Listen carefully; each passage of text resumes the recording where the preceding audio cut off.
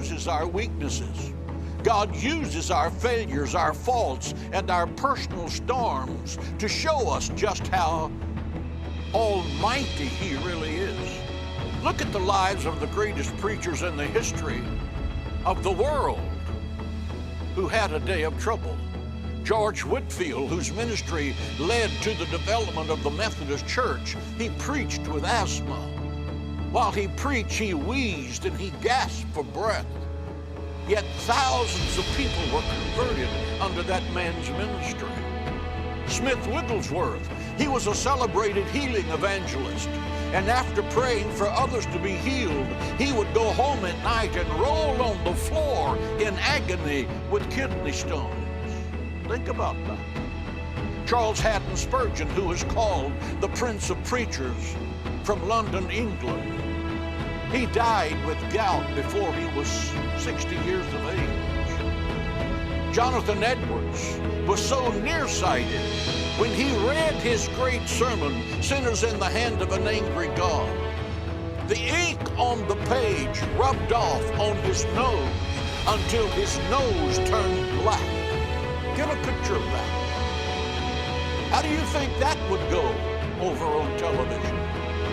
Thousands came to Christ as a result of Jonathan Edwards' sermon that birthed a great spiritual awakening in America. Point, none of these ministers of the gospel had their storms removed. They did not allow the storm to conquer them. They trusted in God to be their strength. He was their source of power. It was His grace that gave them the ability to endure and to be triumphant. They turned the world upside down with the glorious gospel of Jesus Christ, and this generation can do the same thing. King David was a prophet, he was a poet, he was a warrior statesman who fought and won 18 wars in the defense of Israel.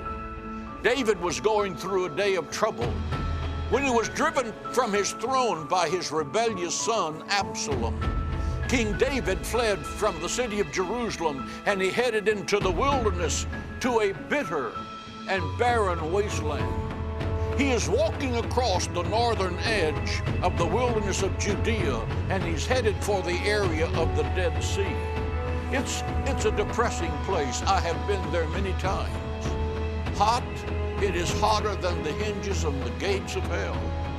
King David is away from the comforts of his magnificent palace. He's away from his family. He's away from comforts of his wealth and power. What did he miss most in this personal storm? What did he miss most in this personal storm? He puts his pen to parchment and he writes for generations to come to read. Listen. Verse 2, so I looked for you in the sanctuary to see your power and your glory. What David missed most in the day of his storm was the joy of the Lord and the house of God. David writes, I was glad when they said unto me, let us go to the house of the Lord. Broken hearts are mended, burdens are lifted, chains are broken by the champion of the cross. In the house of the Lord, sick bodies are healed. We won't be wearing gloves. We won't be standing 6 feet away. In the house of the Lord, the garments of praise will replace the spirit of heaviness. Heaviness in this verse is depression. It's anxiety. Praise is not dependent on your feelings. Praise is not dependent on your emotions, your circumstances. Praise is not dependent even in a time of national crisis. Praise is an act of your will. It's an act of your will. Are you in the desert of your days? Are you going through a great storm? By an act of discipline, you need to learn to lift your hands and give God praise for this very day. If you are weary, if you are tired, if you are brokenhearted, praise the Lord anyway. Paul and Silas were in prison, beaten, bloody by the Roman Empire, surrounded by rats and death and the stench of death. Their response, they sang in the midnight hour, and the angels of God danced around that jail. They walked out of that jail with the jailhouse keys in one hand and a convert in the other hand because they dared to praise God.